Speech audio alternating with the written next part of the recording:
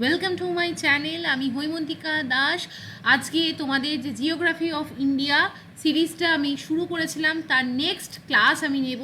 আজকে দেখতে দেখতে আমরা part 20 series of the geography of India learn with the map এখানে পৌঁছে গেছি অলরেডি। আমি সব মিনারেলস এবং নন মিনারেলস বা নন মেট্রোলিক যে সমস্ত মিনারেলস আছে সেগুলোকে ইন ডিটেলস আগের প্রিভিয়াস 19টা ক্লাস পর্যন্ত কমপ্লিট করেছি। আজকের ক্লাসে আমরা পার্ট 20 সিরিজে আমরা পেট্রোলিয়াম এবং ন্যাচারাল গ্যাস এটা নিয়ে ডিসকাশন করব, ইন ডেপথে আলোচনা করব। wbcs প্রিলিমস, মেন্স বা মিসলেনিয়াস এসএসসির বা যারা এসএলএসটির পরীক্ষা দিচ্ছ তাদের জন্য উপযোগী হবে এই ভিডিও সিরিজটা। পেট্রোলিয়াম এবং ন্যাচারাল গ্যাস তার আজকে ডিসকাশন থাকবে। তাহলে দেরি না করে শুরু করা যাক আজকের ক্লাস। প্রথমত পেট্রোলিয়াম এবং যে অয়েল আমাদের রিজার্ভে থাকে, আমাদের আর্থের নিচে থাকে, সেই জায়গা থেকে দাঁড়িয়ে পেট্রা মিন্স কিন্তু রক অ্যান্ড অলিয়াম মিন্স হচ্ছে অয়েল। অর্থাৎ পেট্রোলিয়াম বা মিনারেল অয়েল এগুলো আমরা পৃথিবীর নিচের যে রক স্ট্রাকচার সেখান থেকে পাই। প্রথমত এই কোয়েশ্চেন্সটা আসে সেডিমেন্টারি রক স্ট্রাকচার থেকে। আমরা এই আর্থের সেডিমেন্টারি রক যেখানে যেখানে আছে সেখান থেকেই পেট্রোলিয়াম অয়েলসের রিজার্ভ পেতে পারি, পোটেনশিয়াল সেখান থেকেই থাকে। Next, petroleum fuels on burning gives little smoke and leave no ash, so they are better than coal. Why আমরা পেট্রোলিয়াম অয়েলকে ফুয়েল হিসেবে ইউজ করতে পারি ইনস্টেড অফ কোল? আমরা যেখানে কয়লাকে যদি আমরা বার্ন করি প্রচুর পরিমাণে সেখান থেকে অ্যাশ তৈরি হয় এবং স্মোক তৈরি হয়। On the contrary petroleum fuel কিন্তু আমাদের অনেক কম স্মোক এবং প্রায় অলমোস্ট নো অ্যাশ জেনারেট করে। দ্যাট ইজ হয় পেট্রোলিয়ামকে আমরা ফুয়েল হিসেবে ইউজ করতে পারি। নাও পেট্রোলিয়াম বা মিনারেলস অয়েলসের মধ্যে 90 থেকে 95% হাইড্রোকার্বন থাকে এবং 5 থেকে 10% another organic compounds, for example oxygen, nitrogen, sulphur এবং ট্রেসেস অফ অর্গানোমেটালিক মিনারেলস থাকে। নেক্সট, আমরা যদি দেখি আমরা আজকে ইন্ডিয়ার রেসপেক্টেও দেখবো কোথায় কোথায় এই পেট্রোলিয়াম ন্যাচারাল গ্যাসের রিজার্ভ পাওয়া যায় মেনলি। তাহলে এটা আমাদের কি পড়লাম, সেডিমেন্টারি রক স্ট্রাকচারের নিচে যেখানে ইমপারমিয়েবল রকস থাকে তার সেইটাকে খনন করে অয়েল ফিল্ডস থেকে ন্যাচারাল গ্যাস এবং পেট্রোলিয়ামকে বার করতে হয়। নেক্সট আমরা যদি দেখি কিভাবে এন্টায়ার এই পেট্রোলিয়াম বা ন্যাচারাল গ্যাস ফর্ম হয়েছিল। Look at the first picture, then second picture and the third picture. প্রথমত প্রায় 300 থেকে 400 মিলিয়ন ইয়ার্স আগে কি হয়েছিল, যেখানে যেখানে মেরিন প্ল্যান্টস, অ্যানিম্যাল, ধরো এটা একটা ওশিয়ান ছিল, ঠিক আছে, ওশিয়ান, এরা মারা গেছে, মারা যাওয়ার পর they are buried under the ocean floor, অর্থাৎ ওশিয়ানিক যে ক্রাস্ট তার নিচে এরা কিন্তু চাপা পড়ে যায়। কারা? এই যে ধরনের যে অ্যাকোয়াটিক প্ল্যান্টস, অ্যানিম্যালস যারা ওশিয়ানে বিচরণ করতো। ওভার দ্য টাইম কি হয়, আস্তে আস্তে আস্তে আস্তে মিলিয়ন অফ ইয়ার ধরে এই ধরনের মেরিন যে রেসিডিউ সেগুলো সেডিমেন্টারি রক হিসাবে সেডিমেন্টারি রকের নিচে চাপা পড়তে থাকে এবং চাপা পাওয়ার পরে যখন তারা ডিপ বারিড আন্ডার দ্য যে ওশিয়ানিক ক্রাস্ট তখন তারা আন্ডার হিউজ হিট এবং প্রেশার কিন্তু টার্ন হয়ে যায় অয়েল এবং গ্যাসে। পরবর্তীকালে থার্ড পিকচার থেকে আমরা দেখব এই ধরনের সেডিমেন্টারি রককে খনন করে নিচে থাকা যে ট্র্যাপড গ্যাস এবং ট্র্যাপড অয়েল সেগুলোকে বার করে আনতে হয় from different layers of the sedimentary rock.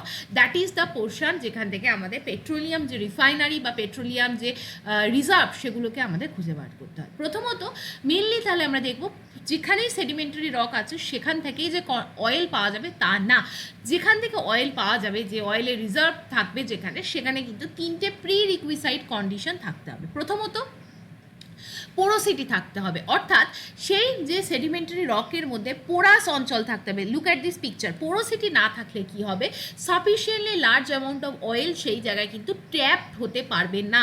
Oil বা গ্যাস বলো সেটা কিন্তু ট্যাপড হওয়ার জায়গা থাকবে না। পোরোসিটি মানে কি, টাইনি গ্যাপ। নেক্সট, পারমিয়েবিলিটি, অর্থাৎ অ্যালাউ করতে হবে লিকুইড বা গ্যাস টু পাস থ্রু ইট।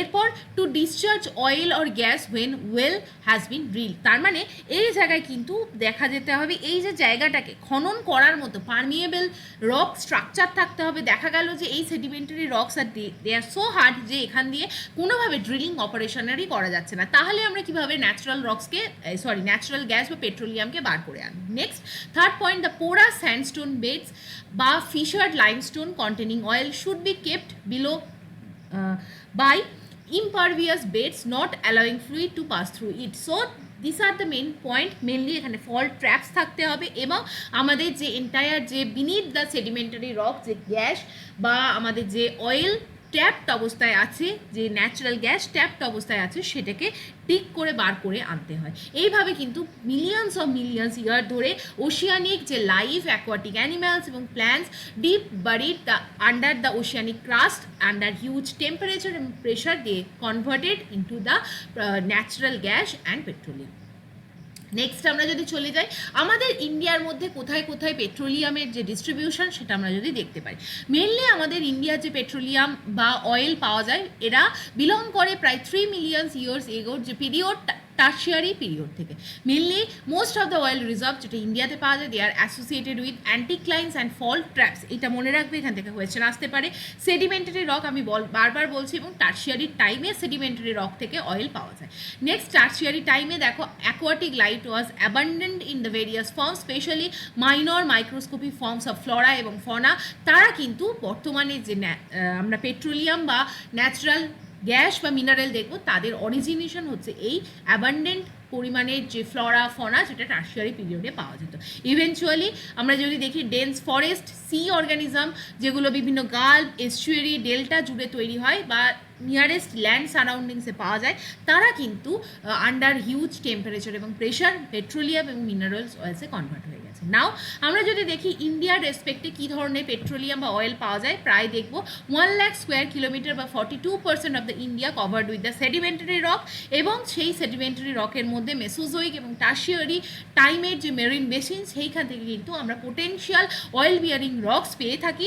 এবং টোটাল সেডিমেন্টারি এরিয়া যেগুলো আমরা পাই, সেটাকে দুভাগে ভাগ করা হয়, একটা হচ্ছে অনশোর এবং একটা হচ্ছে অফশোর। এটা নিয়ে আমরা ডিসকাশন করব। একটা সমুদ্রের মধ্যে থেকে সেখানে যেতে হয়, বা আর একটা হচ্ছে বর্তমানে যে ল্যান্ড এরিয়া, সেইখান থেকেও কিন্তু অয়েল ডিপ করা যেতে পারে। Total Mumbai High, Khambat Gulf, Assam, most productive area with respect to petroleum and mineral oil.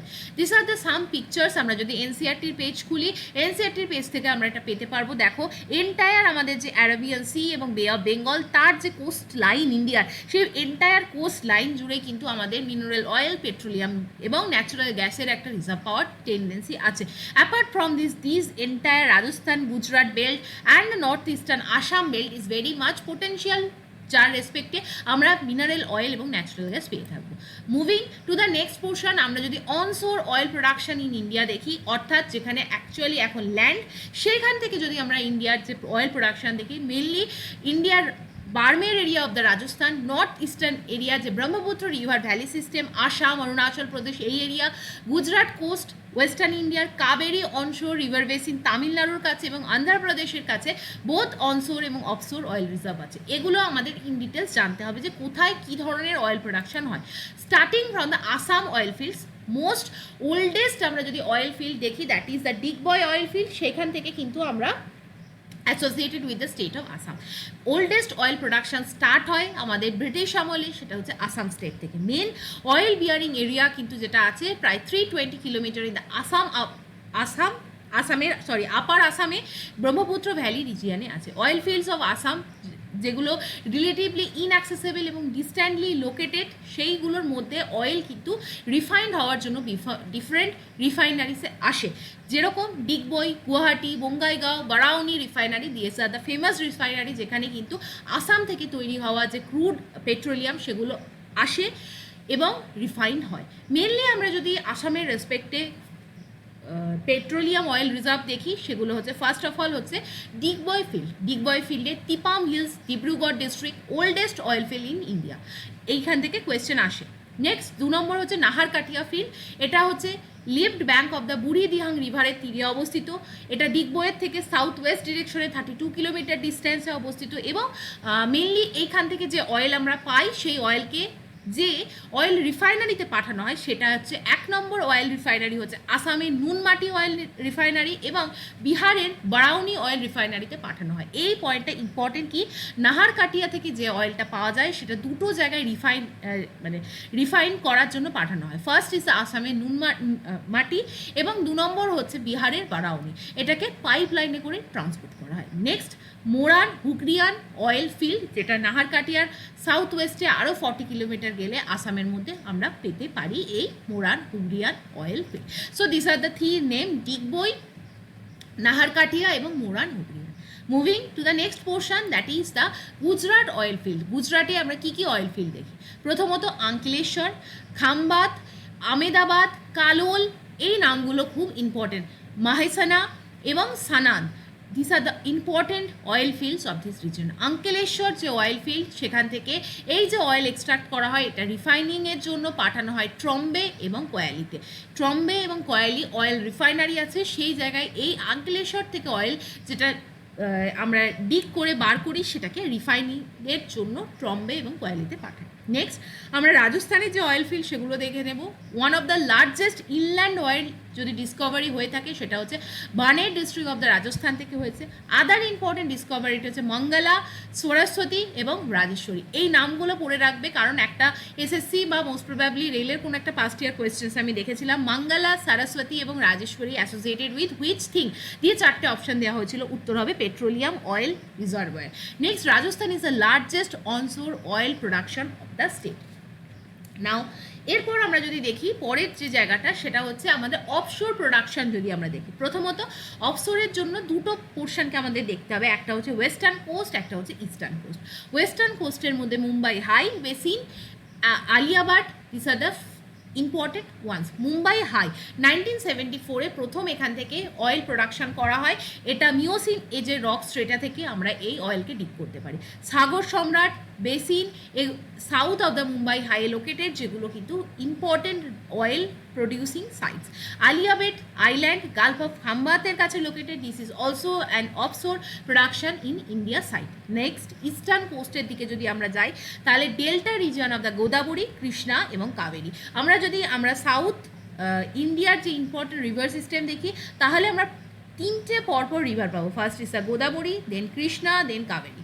এই যে 3টে নদী, এই নদীর যে deltaic region basin, they have the potential for oil এবং গ্যাস প্রোডাকশন। এবং এই নামটা Ravva field of the Krishna Godavari offshore basin is important one, পরীক্ষায় কোয়েশ্চেন্স আসে। এবং নারিমান পয়েন্ট, এটাও একটা ইম্পর্টেন্ট। এবং Kovilappal oil field Kaveri onshore river বেসিনে অবস্থিত। This are the important east coast offshore production in India. Now so entirely আমরা এইভাবে পুরো জায়গাটাকে কভার আপ করলাম। নাও আমরা এই যে পেট্রোলিয়াম বা অয়েলকে ন্যাচারালি ডিগ করে পাচ্ছি, এর মধ্যে আমরা কি দেখলাম, বিভিন্ন ধরনের 90% যদি আমরা এর মধ্যে অয়েল পাই, রেস্ট দেন 90%-এর পর বাকি 10%-এর মধ্যে অক্সিজেন, বাকি আনাদার ইম্পিউরিটিস থাকে। সেগুলোকে রিফাইনিং করার জন্য ইন্ডিয়াতে প্রচুর পেট্রোলিয়াম রিফাইনারি আছে। পরীক্ষায় কোয়েশ্চেন আসে আমাদের ইন্ডিয়ার মধ্যে সব থেকে যে ফার্স্ট অয়েল রিফাইনারি তৈরি হয় সেটা কোথায় তৈরি হয়, সেটা হয় ডিগবই ইন আসাম। 1901 থেকে 1901 সাল থেকে এখানে কিন্তু অয়েল রিফাইনিংয়ের কাজ চলছে। 1954-এ ইন্ডিয়াতে আনাদার অয়েল রিফাইনারি তৈরি হয়, সেটা মুম্বাইয়ের তারাপুরে তৈরি হয়। নেক্সট, রিফাইনারি হার বা রিফাইনিং ক্যাপাসিটি যত দিন দিন বেড়েছে, উইথ দ্য আমরা যত ক্রুড অয়েলের ইম্পোর্ট বাড়িয়েছি, তত কিন্তু বিভিন্ন রিফাইনারি ইন্ডিয়াতে গড়ে উঠেছে, be it funded by the public sector, be it funded by the private sector. Now আমরা জেনারেলি আমরা দেখি যেখান থেকে অয়েল ন্যাচারালি ডিগ করা হয়, সেখানে নিয়ারেস্ট লোকেশনে কিন্তু রিফাইনারি তৈরি করার চেষ্টা থাকে। আদারওয়াইজ পাইপলাইনের থ্রু দিয়ে এই যে অয়েল, সেটাকে ট্রান্সপোর্ট করা হয় থ্রু দ্য রিফাইনারি, যাতে কিন্তু পেট্রোলিয়াম প্রোডাকশনকে আমরা ফেসিলিটেট করতে পারি। মেনলি আমরা যদি দেখি যে সমস্ত জায়গায় পাইপলাইন কানেকশন দেওয়া হয়েছে, তার কী কী অ্যাডভান্টেজ আছে। প্রথমত, পাইপলাইনের মাধ্যমে পেট্রোলিয়ামকে যদি আমরা ট্রান্সপোর্ট করি, সেটা যে কোনো ফর্মে করতে পারি। সেই পাইপলাইন যদি বিস্তার হয়, আমরা সেখানে লিকুইড ফর্ম অফ অয়েলকে পাঠাতে পারি, ন্যাচারাল গ্যাস যেটা আমরা তৈরি করছি সেটাকেও ট্রান্সপোর্ট করতে পারি। এবং বিভিন্ন ডিফিকাল্টি টেরেনের মাধ্যমে, আন্ডার দ্য ওয়াটার সিস্টেমের মাধ্যমে আমরা এই পাইপলাইনকে বিস্তার করতে পারি। পাইপলাইন যদি কানেকশন হয় from one refinery to another, তাহলে কিন্তু এর কিন্তু একবার ইনপুট কস্ট বেশি হলেও সেটা কিন্তু লো মেনটেনেন্স থাকে, বছরের পর বছর এটাকে ইউজ করা যেতে পারে, because they are safe, accident free and environmental friendly. Now disadvantage of the pipeline কি আছে, these are not flexible, few fixed পয়েন্টেই এটাকে ইনস্টল করা যেতে পারে। এর ক্যাপাসিটি কখনো আমরা এনহ্যান্স করতে পারবো না ওয়ান্স ইট ইজ লেট। একবার সেই যদি পেট্রোলিয়ামের যে পাইপলাইন সেগুলোকে ইনস্টল করা হয়, তার কিন্তু ফার্দার এনহ্যান্সমেন্ট আমরা করতে পারবো না, তার ক্যাপাসিটি আমরা বাড়াতে পারবো না। Next, detection of leakage and repair is so difficult. কোথাও ধরো মাটির নিচ দিয়ে ওয়ান সাইড থেকে আনাদার সাইডে আমরা পাইপলাইনকে বিস্তার করে ফেললাম, তখন কিন্তু কোনো জায়গায় যদি ফল্ট হয় আন্ডারগ্রাউন্ডে, তখন সেটাকে কিন্তু আমরা রিপেয়ার করতে পারবো না। This is some disadvantage of the pipeline system. Now এরপর আমরা চলে যাব পরের জায়গাটায়, that is the petroleum production pipelines. Mainly oil রিফাইনারির সাথে যে সমস্ত পাইপলাইন্সরা অপারেটেড আছে সেগুলো আমাদের কিছু জানতে হবে। মেনলি আমাদের যে নামগুলো আমি সবকটা তোমাদের দিয়ে দিয়েছি, একবার করে রিড করো। But for example Guwahati Siliguri pipeline, Koyali Ahmedabad pipeline, Barauni Kanpur pipeline, Panipat Delhi pipeline, this are the important ones. বাস যদি পরীক্ষায় কোয়েশ্চেন দেয় এরকম ফার্স্ট পাইপলাইন কনস্ট্রাক্ট করা হয়েছিল for transportation of major oil and petroleum, সেটা কি? সেটা হবে নাহারকাটিয়া নুনমাটি বরাউনি পাইপলাইন, যেটা আমরা দেখলাম অলরেডি আসামে অবস্থিত। এই যে নাহারকাটিয়া অয়েল ফিল্ডের সাথে যে তেলটা উত্তোলন করা হয় সেটাকে রিফাইনিংয়ের জন্য আসামের নুনমাটি এবং বিহারের বারাউনিতে পাঠানো হয়। This are the oldest oil pipeline যেটা আমাদের ইন্ডিয়াতে অপারেটেড। নেক্সট আমরা যদি দেখি অ্যানাদার আছে মুম্বাই আঙ্কলেশ্বর কোয়ালি পাইপলাইন। বাট ওয়ার্ল্ডের লার্জেস্ট আন্ডারগ্রাউন্ড যদি পাইপলাইনের কথা জিজ্ঞেস করা হয়, অপশান অনেক সময় HBZ বলেও দেওয়া হয়। This is the correct answer, because Hazira Bijapur Jagdishpur gas pipeline, it is the world largest underground pipeline. Longest আমরা পাইপলাইন ইন দ্য ওয়ার্ল্ড যদি দেখি, লার্জেস্ট মিন কি ভলিউমের দিক থেকে, মানে ম্যাক্সিমাম ক্যাপাসিটি অফ অয়েলকে ট্রান্সপোর্ট করতে পারে। বাট লংগেস্ট পাইপলাইন যদি আমরা দেখি সেটা হবে Jamnagar lonely LPG pipeline. This is the important name, যেখান থেকে তিনটে কোয়েশ্চেন আসতে পারে, ওল্ডেস্ট, লার্জেস্ট পাইপলাইন এবং লংগেস্ট পাইপলাইন।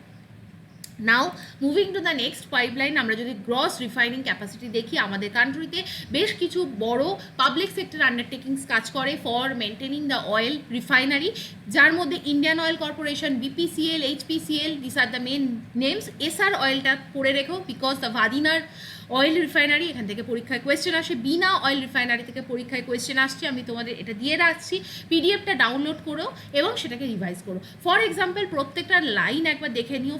এবং IOCL এর আন্ডারে যে যে রিফাইনারিগুলো আছে, বারাউনি, কোয়ালি, হলদিয়া, মথুরা, পানিপথ, গুয়াহাটি, ডিগবই এবং বঙ্গাইগাঁও, এই নামগুলো একবার পড়ে রেখো, বিকজ ম্যাচ করতে যদি দেওয়া হয়, ফর এক্সাম্পল যদি দেয় বিশাখাপত্তনম অয়েল রিফাইনারি, তাহলে হবে সেটা HPCL এর আন্ডারে, বা যদি বলে ভাদিনা সেটা হবে SR এর আন্ডারে। ফর এক্সাম্পল যদি বলা হয় ডিগবই অয়েল রিফাইনারি কার আন্ডারে অপারেটেড হয়, that is operated under the Indian Oil corporation limited. তাহলে এই জায়গাটা গেল। নেক্সট আমরা চলে আসি পরের পোর্শনে, যে share of oil in India's power generation. ইন্ডিয়াতে যে ইলেকট্রিসিটি তৈরি হয়, সেই ইলেকট্রিসিটির প্রায় 59%, নিয়ারলি 60% কিন্তু কোল বেসড, অর্থাৎ থার্মাল পাওয়ার প্ল্যান্ট থেকেই কিন্তু কোল বেসড ইলেকট্রিসিটি জেনারেট হয়। নেক্সট আমাদের যদি প্রায়োরিটি বা সিরিজ ওয়াইজ 1, 2, 3, 4 করে সাজাতে দেয়, নেক্সট আসে hydro electricity, 17% contribution. Next 12% contribution হয় রিনিউয়েবল এনার্জি সোর্স থেকে, 9% কন্ট্রিবিউশন আসে ন্যাচারাল গ্যাস থেকে। নেক্সট লেস দ্যান প্রায় নিয়ার ইকুয়ালস টু 1% অয়েল থেকে আমাদের পাওয়ার জেনারেশন হয়। This is the important question.